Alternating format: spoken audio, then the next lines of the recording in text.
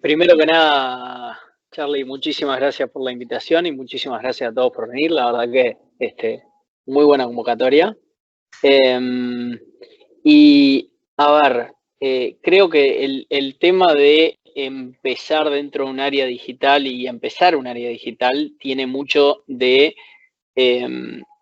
estrategia y planificación. O sea, es súper importante saber exactamente qué es lo que va a hacer el área digital, cuáles son los objetivos que le vamos a poner y planificar acorde a eso para tener eh, las personas correctas, las herramientas correctas, la infraestructura correcta, los datos, las herramientas para poder lograr esos objetivos que en la práctica digital es hoy muy amplio en términos de las acepciones que puede tener. Puede ir desde, digamos, la construcción de awareness en términos de la marca en el mundo digital o puede ir específicamente orientada a la generación de un cambio de comportamiento concreto dentro de los usuarios en el recorrido de la experiencia de la app o de la web, con lo cual es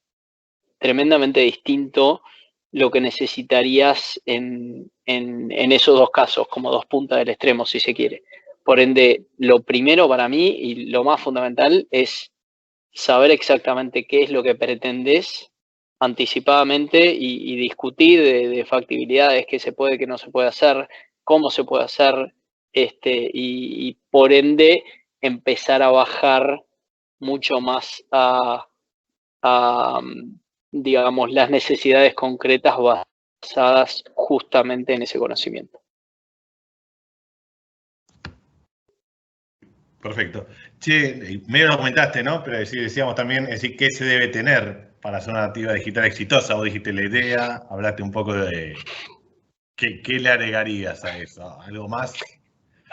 Mira, lo primero y primordial para ser una nativa exitosa te diría que es el product market fit, o sea, el que el producto realmente se ajuste al mercado y que tengas algo que funciona correctamente de fondo. O sea, el ser una nativa conceptualmente es muy sencillo, pero después en la práctica realmente lo tenés que llevar a un concepto claro y de fondo que funcione y que solucione una necesidad concreta del mercado correctamente y que eso ande solo.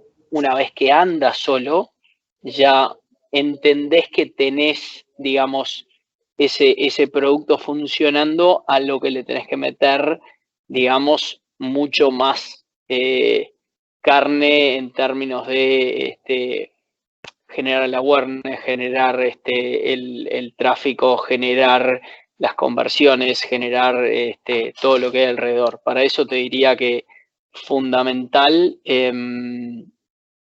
algunas cosas. Primero, la capacidad de medir y de atribuir claramente lo que estás haciendo.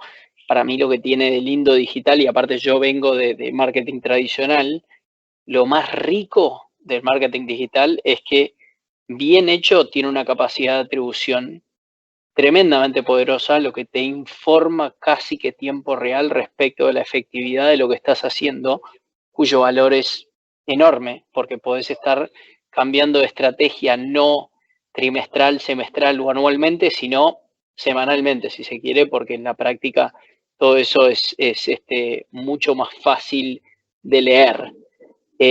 Teniendo esa capacidad de atribución, tenés que tener buena capacidad de ejecución y mucha disciplina en términos de cómo medís las cosas y realmente medirlas y prestarles atención. Una cosa es lo que comentaba antes, de tener la capacidad de hacerlo, otra cosa es que realmente tengas la disciplina de hacerlo sistemáticamente, todos los días, todas las semanas, porque es muy fácil perderse en la ejecución y en la operativa y no entrar en los datos y en lo que realmente funciona y no funciona. Y después, por último, obviamente, creo que fundamental la escalabilidad y para mí súper importante, cuando estoy buscando gente siempre hago hincapié en este punto, es una mentalidad muy afín al cambio, porque lo que tiene el digital más que el tradicional es justamente que como tenés información mucho más al alcance de la mano y como las cosas van cambiando a un ritmo tanto más agresivo que en otras industrias, tenés que estar muy alineado intelectualmente a que vas a estar cambiando todo el tiempo y que eso no te asuste, porque en la práctica es una ventaja poder hacerlo bien y es una desventaja no hacerlo bien. Bueno. Y ahora siguiendo, a ver, Roberto, pensando un poco lo que viene diciendo Román, ¿no? En todo lo que es una actividad digital y ser exitosa, evidentemente los dos están en compañías ya muy grandes y que ya el startup parece lejano, ¿no? Es decir, Imeli es un ejemplo de eso. Tenemos las dos cosas, ¿cómo lo ves vos más allá de bien asentado hace muchos años en una Imeli en Latinoamérica y aparte cómo haces la mejora, ¿no? Porque te quedas, ok, pero me tengo que ir mejorando porque bien o mal tengo que lograr mejorar. ¿Cómo lo verías? Bueno, Charlie, primero, muchas gracias por la invitación y gracias a todos por participar. Muy buena la convocatoria. Yendo a tu pregunta, me voy a parar en muchas de las cosas que dijo Román. Creo que para la mejora continua lo primero que necesitas es un proceso claro, definido, con una clara expectativa de éxito, de fracaso y medido, ¿no? Para mejorar, primero tenés que saber qué es lo que querés y medir si lo estás logrando o si no lo estás logrando. Esa es la primera clave de cualquier mejora continua. El segundo punto es que el input no se da de casualidad. También tiene que haber un proceso estructurado para generar input, ¿sí? Entender cómo cuando nos estamos desviando, poder hacer un deep dive que nos permita entender por qué nos estamos desviando y generar hipótesis de mejora, ¿sí? Muy alineado con lo que dijo Román también es poder iterar mucho. Esta visión crítica de que las cosas pueden ser mejorables y que tenemos que probar las soluciones, medirlas y las que funcionan bien las automatizamos para que logren escala y las que no las descartamos es súper clave en el proceso de mejora continua, ¿sí? Y por último, tal vez más soft, pero muy importante, es estar cerca de los que operan y los que sufren los problemas del proceso, ¿no? Creo que es clave, yo trabajo en un área de producto y de datos y no estoy operando el día a día los canales, es escuchar a los que están operando y saber qué es lo que le pasa al que está en la trinchera, en el frente de batalla, y crear la solución en conjunto, ¿no? No venir con una solución desde afuera, es súper clave para ir mejorando los problemas del día a día, ¿sí?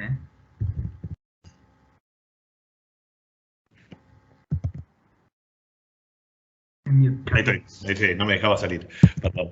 Sí, ahí justamente, Robert, me llevaste a la otra pregunta, es decir, evidentemente la mejora continua es parte de la necesidad de las compañías, pero adicionalmente aparece lo que es la innovación, ¿no? Y las nativas digitales por naturalmente arrancaron de una idea innovadora o de algo que está un poquito fuera de la caja, ¿no? Entonces, y lo vimos con ustedes cuando en los tiempos que trabajamos juntos, bien o mal, ustedes como líderes tienen la obligación, entre comillas, de inculcar hacia abajo, hacia la gente, hacia las áreas, un modelo de innovación continuo. ¿Cómo lo impulsan, cómo lo manejan, cómo generan la cultura, digamos, de innovación, ¿no?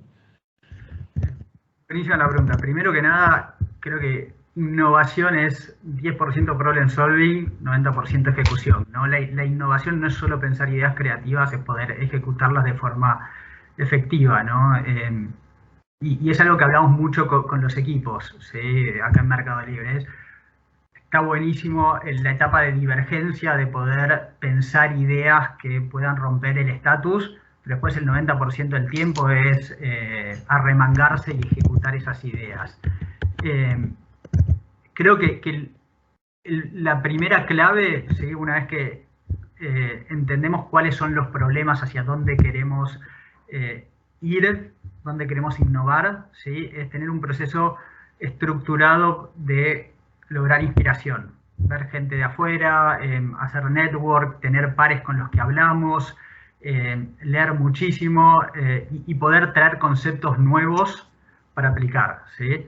Pues es un proceso interno que también se ha estructurado, donde podamos tener a los participantes correctos que vengan desde diferentes perspectivas, operaciones, datos, tecnología, etcétera, y que puedan aportar desde su área de conocimiento, empezando con un proceso de divergencia, pero también encontrar dónde ya tenemos suficiente input y tenemos que empezar a achicar el problema y generar una solución que nos permita, que nos permita ejecutar, ¿sí?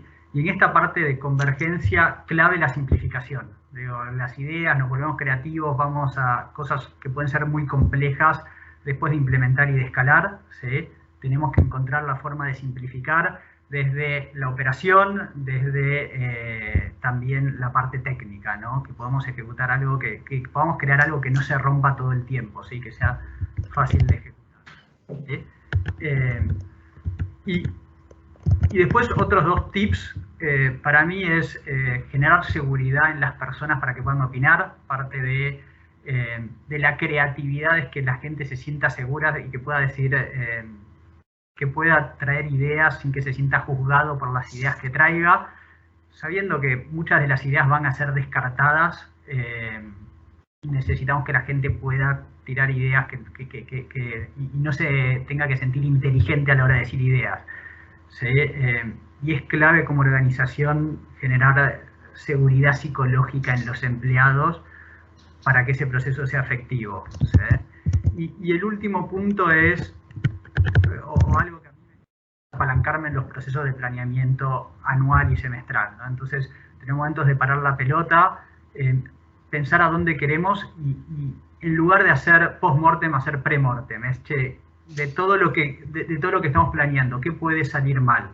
¿Qué deberíamos estar haciendo diferente? Entonces, adelantar ese post-mortem al momento de planear las actividades y pensar en todo lo que va a salir mal, en todo lo que no vamos a lograr, y desde este lado traer un aspecto más creativo a la planificación del año. Buenísimo, me encanta lo que decís. Uno piensa en innovación, en la creatividad, en el volar, que hay que abrirlo, pero bien o mal hay que ejecutarlo, ¿no? Y esa ejecución, está muy bueno volar, pero si no baja la tierra, y bueno, es también la diferencia de muchas nativas digitales o de cualquier compañía, ¿no? Que nace en una idea y se aplica o no y va a depender del éxito. Y con lo que me decías recién, digo, ok, ahora se la revoleo a Román y le digo, che, Rom, a ver, la tecnología hoy evidentemente ayuda a ejecutar, sobre todo en la digitalización, ¿no? Marketing, años atrás, parecía que estaba lejos de la tecnología, hoy se acercó. Entonces, ¿cómo apalancamos marketing en la tecnología? ¿Lo viven ustedes en el día a día? Contanos un poco ahí cómo lo manejan. Buenísima pregunta, Charlie. Y creo que lo adelantó un poquito Robert en su respuesta anterior, pero te diría que tiene dos grandes frentes. Uno es el frente de, digamos, el testeo real, de forma de poder entender si las cosas funcionan o no funcionan, yendo a la ejecución de la que hablaba Robert hace un momento, justamente es agarrar esas ideas, bajarlas a una ejecución concreta y poder compararlas con lo que estamos haciendo en nuestro business as usual, por así decirlo, nuestra estrategia habitual, y entender qué funciona mejor para realmente ir haciendo esas modificaciones en términos de cómo estamos moviendo la aguja en la dirección correcta sistemáticamente. Y luego segundo, también, cosa que adelantó Robert, es la capacidad de automatización. Esto lo que tiene de bueno por sobre todo es justamente el hecho de que la tecnología lo que te permite es que una vez que vos sabés que algo funciona, deberías de tener la posibilidad de generar ese proceso de forma lo más automática posible para que el sistema te permita dedicar más tiempo a lo que sería la parte de la divergencia, de la convergencia de los testeos, y que la estrategia, digamos, lo que mencionaba antes, el business as usual, funcione casi solo. y lo que hacemos es estar compitiendo sistemáticamente contra eso. Está bueno, ahí vos entonces tomando un poco evidentemente innovamos, tomamos la tecnología para aplicarlo, para ejecutarlo, para medirlo, lo dijeron los dos recién, bien o mal hoy marketing hay que medir resultados, hay que dar una razón por qué es, pero en un momento vuelve la creatividad. Ok, está muy lindo, lo mido, lo pruebo, ahora quiero probar con nuevo. Esa creatividad para ir a buscar usuarios, clientes. Rom, ¿cómo se basan? ¿Cómo la impulsan? Y, a ver, va un poco de vuelta a lo que decía Robert antes. O sea, la creatividad para nosotros tiene, si se quiere, dos grandes frentes. Tenés la creatividad a nivel estético y tenés la creatividad a nivel nuevas formas de hacer las cosas, que pueden ser nuevos canales, distintas hipótesis de cómo puedo mejorar la performance de mis campañas y de mis estrategias. Y la verdad que en el fondo lo que se trabaja es justamente sobre ese proceso de sentarnos y decir, che, nuestros targets son muy agresivos y digamos, las prácticas habituales nos van a llevar al 80-90%. ¿Cómo cubrimos ese gap para llegar a cumplir con el objetivo? Y ahí como que forzás un poco la máquina a pensar creativamente de cómo podemos hacer las cosas mejor y probamos canales nuevos. Nosotros hasta el año pasado no estábamos usando WhatsApp, hoy lo estamos usando. Hasta el año pasado no estábamos usando TikTok, hoy lo estamos usando.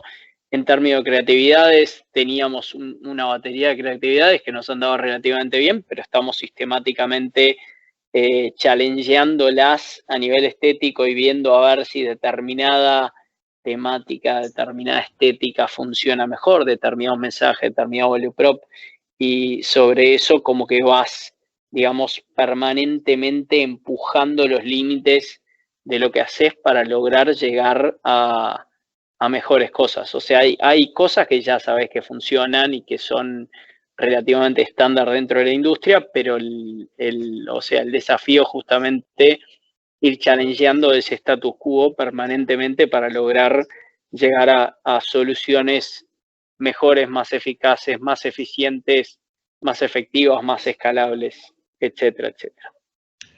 Voy a pasar un minuto a Robert, una pregunta que me viene a raíz de esto. Robert, vos venís del dato, ¿no? Dato y producto, ¿no?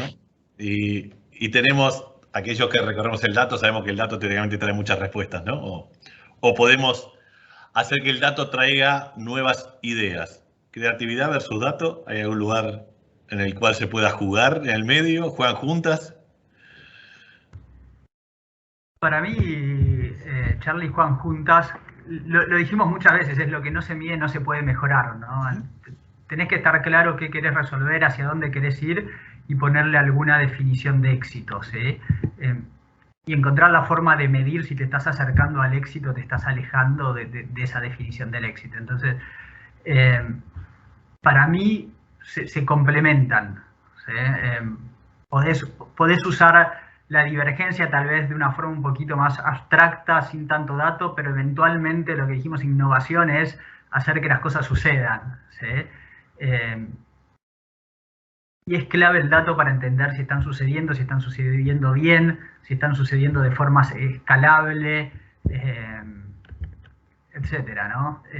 Creo que son dos cosas que van de la mano. Ahora, complementando podemos medir de forma simple. Creo que lo importante es medir de forma consistente. Siempre medir, tener una obsesión por medir y separar un poquito la definición, separar un poco los incentivos del que mide del que está siendo medido, ¿sí?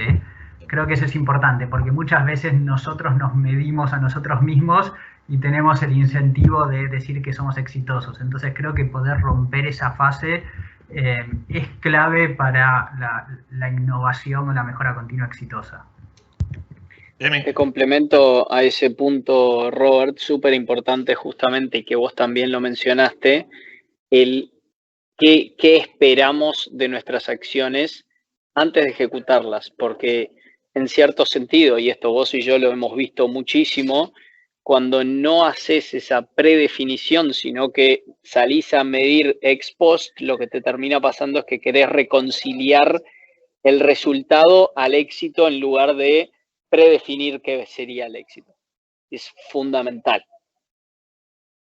Sí, está buenísimo. La verdad es que recién pensaba en el nombre, ¿no? del científico de datos, ¿no? En el fondo es un creativo científico, como fuera para cualquier cosa, aplicada al dato, ¿no? Pero voy a cambiar un minuto el punto de vista y te lo voy a decir a vos, Robert, porque lo vivimos juntos en un momento. Y en el área en que te movés, y en el área, y en Meli, ¿cómo impactó, digamos, el desarme de la oficina, ¿no? Es decir, cómo la fuerza laboral se fue a sus casas, cómo se organizaron, cómo empezaron a trabajar colaborativamente, es decir, son nativas digitales, debería ser fácil, pero ¿nos querés contar un poco? Sí, a ver, creo que tuvo una parte buena y una parte no tan buena o más un desafío. Del lado positivo, hubo dos grandes cosas que nos exigió la pandemia, ¿sí? El primero es trabajar con objetivos claros, ya no es tarea a tarea, sino es persiguiendo un norte, más por proyecto, ya no podemos ver si las personas llegan a las 9 y se van a las 6, ¿sí? Tenemos que asegurarnos que las cosas se hagan. Y el otro punto alineado con este nos exigió mucha más rigurosidad en la gestión. Ya no es el viejo concepto de gerente como el que está recorriendo los pasillos asegurándose que la gente esté ocupada, sino una rigurosidad alineado con lo que hablábamos antes, ¿no? Es para qué hacemos las cosas, cómo sabemos si somos exitosos. Y además alineo muchos ritos de gestión importantes para asegurar la alineación, el foco y algo que por ahí nos costaba antes de la pandemia y ahora estamos evolucionando muchísimo es deadlines claros. ¿Sí? No sabemos si la gente está trabajando, tenemos que ser muy buenos generando deadlines.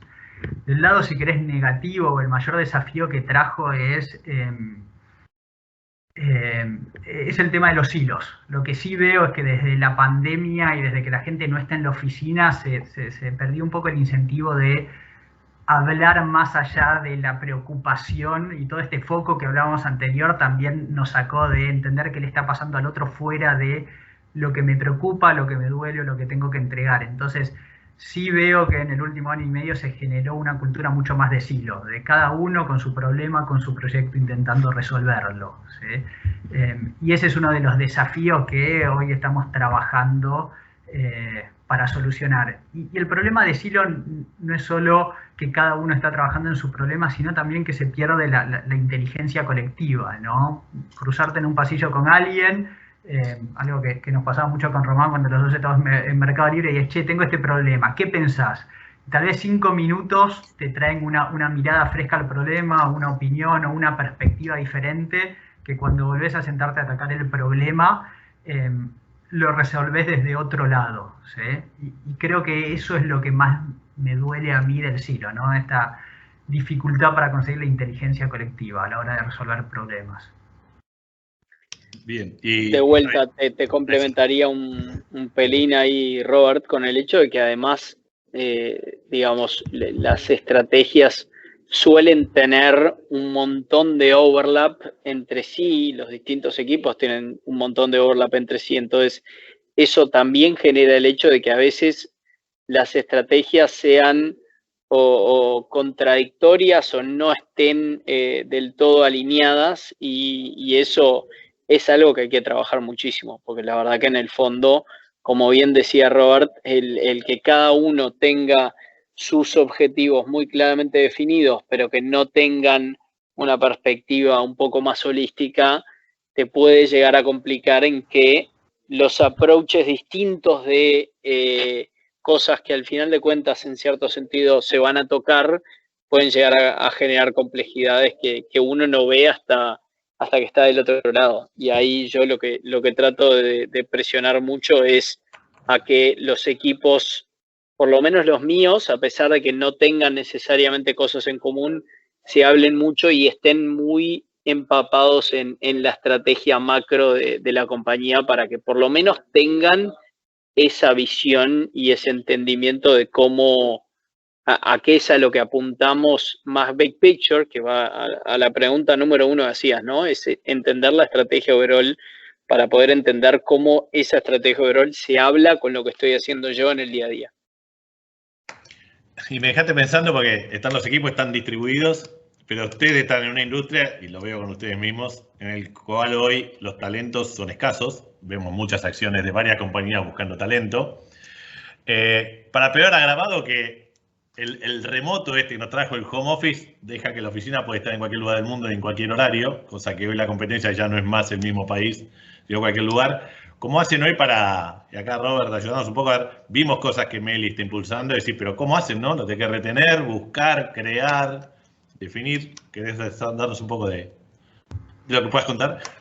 Dale, a ver, primero la pandemia generó un problema enorme a la hora de retener el talento. Creo que Meli, Rappi y probablemente todos los que están acá sufrieron una rotación mucho más alta. Creo que es un mix entre un cambio de contexto en el mundo empresarial y también en la percepción de o el rol del trabajo en la vida de todas las personas, ¿no? Se perdió todo lo social y el trabajo cambió de foco enormemente. Entonces, muchas personas se replantearon cosas en cuanto al trabajo. Por otro lado, se globalizó el trabajo. Desde Estados Unidos contratan a los data scientists del equipo como si estuvieran allá, ¿no? Entonces, en general la rotación es un problema, ¿sí? Y es un problema para todos que nos está doliendo muchísimo. ¿Cómo lo hacemos? Desde Mercado Libre tenemos un montón de herramientas, tanto para generar engagement, para complementar la propuesta de valor más allá del salario, con una propuesta de valor cultural de qué es Mercado Libre y qué es pertenecer a Mercado Libre, también con un montón de herramientas de recruiting, ¿sí? muy enfocadas en traer gente. De mi lado, primero estoy on top de todas las búsquedas. Yo no espero que recursos humanos me traiga a las personas. Yo salgo a buscarlos, las contacto, les hago la primera entrevista. Soy bastante micromanager en la parte de recruiting, ¿sí? Y lo segundo es contrato para retener. Si no contrato para solucionar un problema actual, contrato para capitalizar oportunidades futuras. ¿A qué voy con esto? Es no contrato capabilities, contrato personas que además de capabilities traigan una cultura, una madurez y puedan ir más allá del problema que actualmente estamos teniendo que resolver. Parece muy lindo, más o menos un gerente me tarda 9 a 12 meses reclutar, ¿no? Ese es mi tiempo de reclutamiento. Es un desafío, pero una vez que está, en general, permiten que las áreas escalen, ¿sí? Y del lado de retención, voy a volver al punto de rituales de gestión. Las personas tienen que tener un propósito claro, un norte claro, tienen que estar engaged en ese norte, ¿sí? Y tienen que poder sentirse dueños de los resultados, ¿sí? Entonces me parece súper importante eso. ¿Y qué hago desde mi lado? Para mí los ayudo a construir ese norte, obviamente los guío para hacerlo, más desde un rol de coach e enabler, no desde un rol de decirles qué tienen que hacer, sino de ayudarlos a encontrar la mejor forma de lograr ese norte, y cuando se traba por temas más políticos o corporativos, tratar de tocar los contactos necesarios para eliminar los roadblocks que encuentren en el camino. Contaste, decir, Robert, diste el caso del data science, ¿no? Es un perfil que en todos los diarios aparece, y están buscando en todo el mundo y todo esto.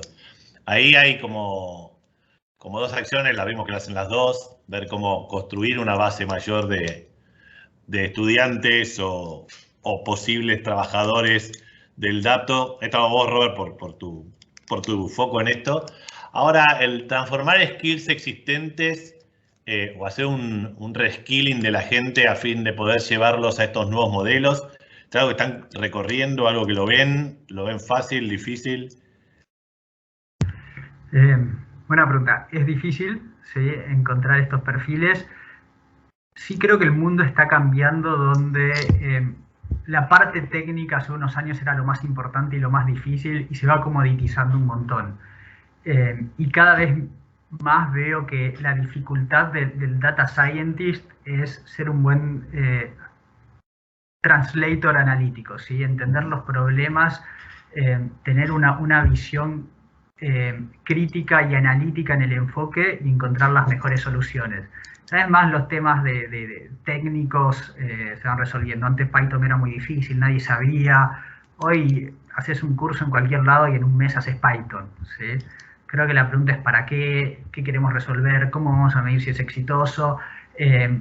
Cómo generamos una visión crítica de los problemas y cómo usamos los datos para empujar la creatividad. Entonces sí estoy viendo que en los años que estoy trabajando en Data Science va cambiando un poco qué queremos de un perfil de Data Scientist, de algo mucho más técnico a algo, una visión mucho más de solución de problemas, utilizando datos, utilizando creatividad y con mucho foco en que la solución escale, ¿sí?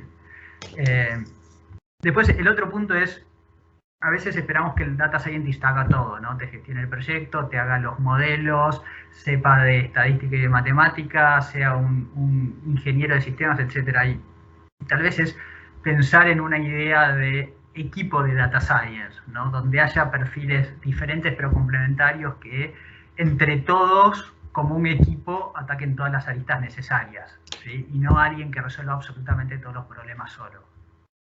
Perfecto. Che, Ron, volviendo al tema de la pandemia, ¿no? Que hablamos recién, fuera de la parte de equipos que ya comentaban los dos. Un poco vimos lo que creció, vimos lo que cambiaron las compañías como las de ustedes en la pandemia, pero nada, evidentemente te afectó tu negocio, la operación, los equipos en sí mismos. ¿Cuáles fueron los retos? ¿Qué tuvieron que afrontar? Es decir, a ver, ¿cómo cambio? Porque aparte fue un cambio rotundo, lo vivimos y fue rotundo, ¿no? Sí, total. Y a ver, yo te diría que hubieron 3 grandes desafíos, ¿no? Por un lado está obviamente todo lo que hablaba antes Robert en términos de coordinación de equipos y digamos, lograr la productividad con una metodología y una modalidad de trabajo muy distinta a la anterior, donde, como bien decía, hay mucho más de la conversación de pasillo y de la solución de 5 minutos versus una dinámica mucho más de reuniones de media o una hora donde se ataca un problema concreto y cada uno está por su lado y hay que asegurarse de que todo eso funcione.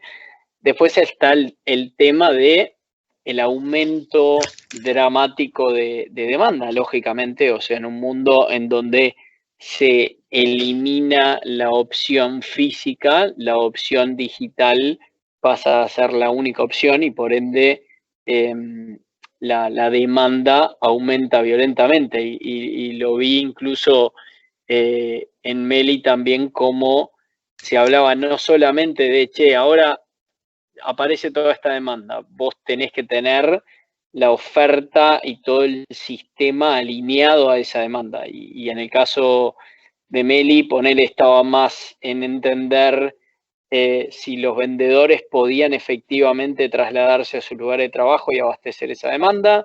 En el caso de Rappi estaba en el tema de los rapitenderos y de las capacidades de los restaurantes que de la noche a la mañana tuvieron que crecer muy violentamente para poder estar en ese lado. Y después te diría, la última es justamente el tener que adecuarse a una muy nueva realidad donde todo lo histórico no necesariamente aplica. Entonces tenés, si se quiere, el feliz problema de que ahora tenés una demanda que es muchísimo más alta que la anterior, cosa que genial, pero por otro lado, eso te genera el problema de que todos los datos sobre los cuales estás trabajando para entender qué hacer pasan a ser inválidos porque se basan en una realidad completamente distinta. Entonces, pucha, tenés que, digamos, adecuarte a una realidad tan distinta que hay mucha hipótesis por detrás y justamente de lo que hablábamos originalmente de tener esa agilidad mental de decir tipo, tiro todos mis paradigmas a la basura y empiezo a validar de vuelta, porque en el fondo todo lo que teníamos podía seguir siendo válido o no. Y en realidad hay que saberlo a ciencia cierta, poder tomar decisiones más inteligentes. Así que fue todo un desafío.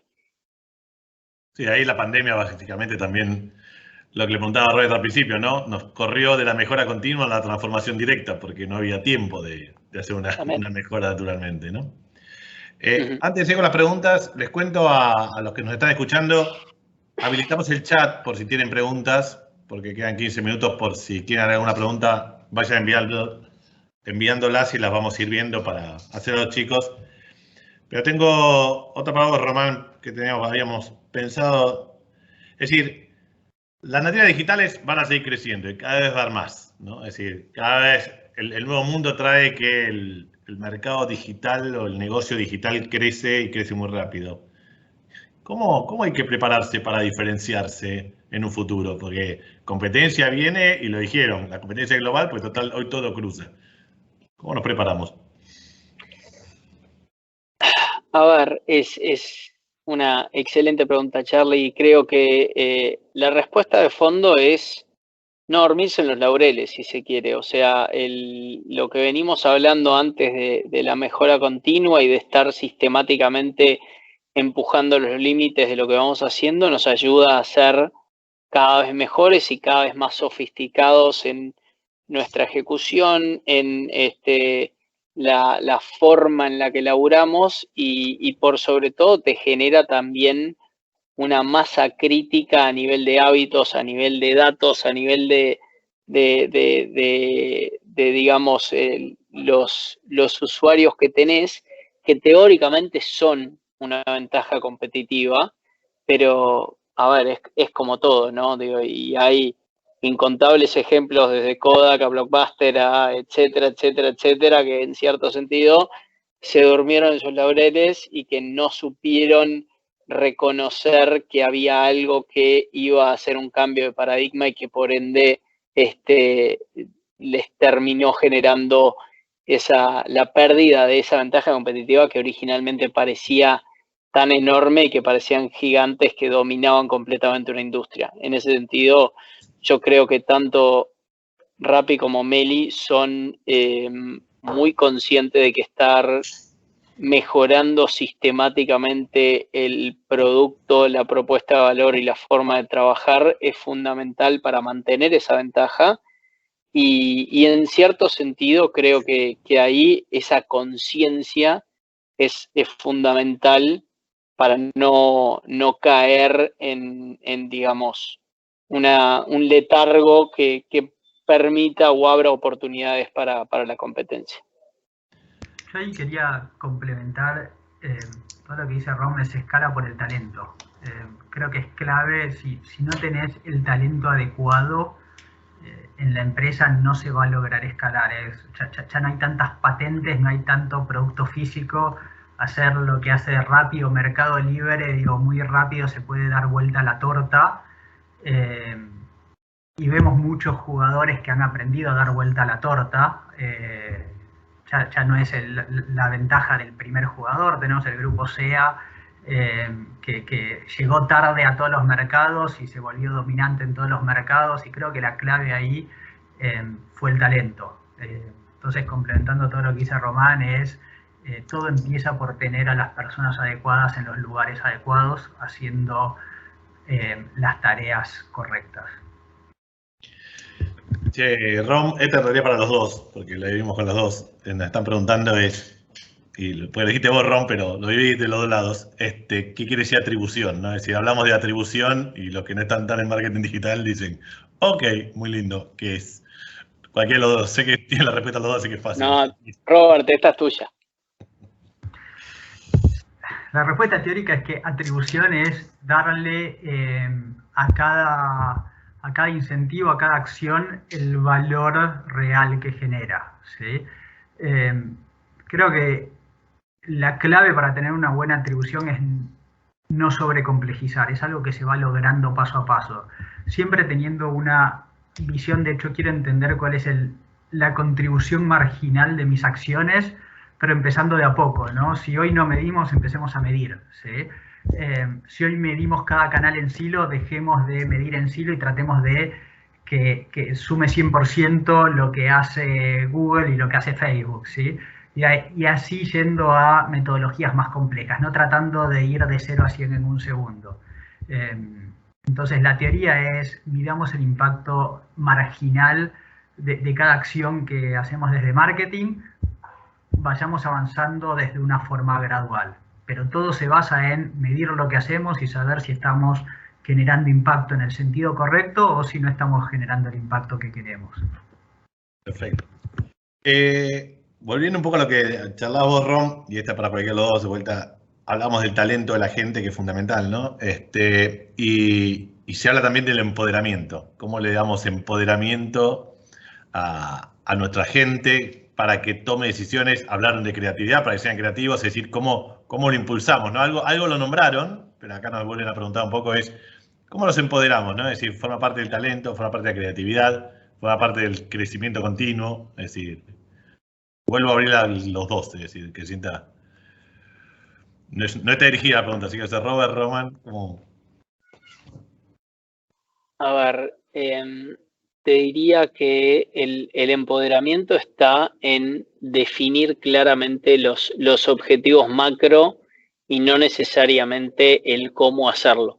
En cierto sentido, lo que tratamos de hacer desde una perspectiva de growth actual es asegurarnos de estar muy alineados respecto de qué es lo que buscamos hacer y luego hacer todo ese proceso de divergencia y convergencia en base a lo que tenemos disponible para discutir cómo hacerlo.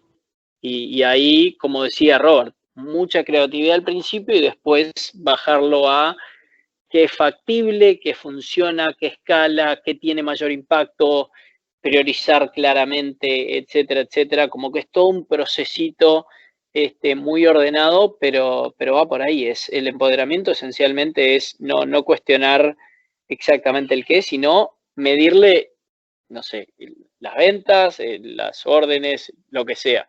Y normalmente, dicho sea de paso, lo que tratamos de hacer es poner una métrica norte y una métrica que balancee, o sea, el contrapeso, para no generar incentivos perversos. Es decir, si te voy a decir vende con un presupuesto de X, para que no sea a cualquier costo, ¿sí?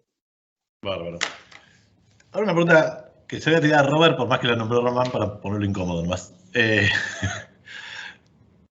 Muchas compañías dicen, sí, nosotros no somos digitales, nacimos incumbentes. ¿Cómo logro pasar o conectar mi vida ya sé, Roma, que vos lo viste, ¿no? Del marketing anterior, del tradicional, el incumbente, al digital? ¿Cómo nos imaginamos ese cambio, esa conexión entre las dos?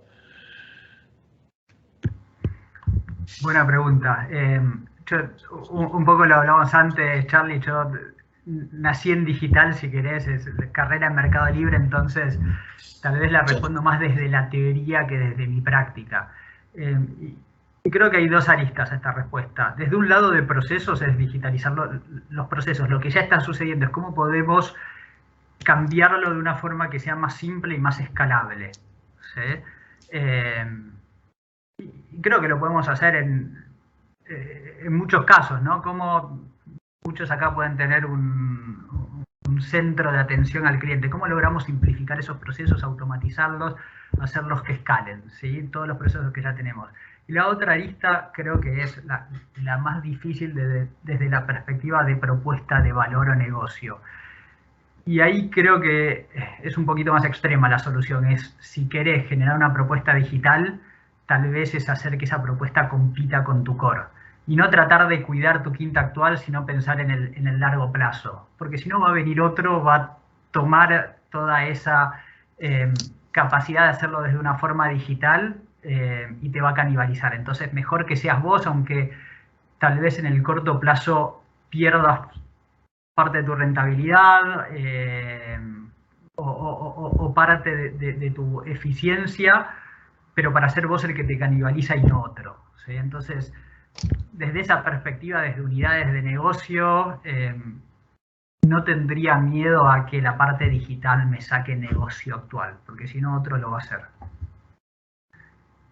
Ron, ¿querés contar algo? Vos lo viste los dos, ¿no? Sí, completamente. Creo que un poco a una de las preguntas que estaban haciendo acá en el chat, José Luis, de los contadores, para mí, en cierto sentido, viniendo un background de finanzas, yo también soy contador y también vengo de un MBA y de un pasado financiero, fue relativamente natural migrar de un marketing más tradicional / creativo a uno más digital, justamente por el hecho de que a mí me encantan los números y soy un obsesivo de entender cómo funcionan las cosas. Entonces, no me resultó complejo hacer ese pase de uno a otro. Y en cierto sentido también creo que hay una complementariedad en términos de el marketing tradicional, el marketing digital. O sea, en lo que vendría a ser el funnel de conversión del usuario, arriba todavía hay mucho de marketing tradicional, algo de ello es digital, algo no tanto, pero en el fondo la generación de awareness y de top of mind tiende a tener un componente más fuerte de marketing tradicional, que es fundamental para lograr que después el lower funnel funcione, porque al final de cuentas, o sea, toda la parte de el marketing más digital, de conversión y de lograr que la gente haga lo que queremos que haga, depende de que la gente esté ahí. Y si la gente no está ahí, es como tenemos que hacer ese marketing más tradicional. O sea, la optimización por app downloads, buenísima, pero si nadie sabe que sos, tampoco nadie te va a bajar.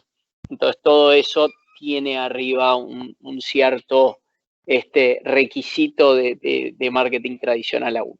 Entonces, hay espacio para los dos y se hablan perfectamente. Yo incluso hace poco hice un curso, un posgrado de marketing digital, y una de las cosas que decía es que cuando saturas el marketing más inbound, más de performance, es donde vuelve a tener sentido invertir en el marketing tradicional, porque en el fondo lo que haces es, digamos, liberar abajo o amplificar ese funnel para que haya más flujo y puedas seguir invirtiendo.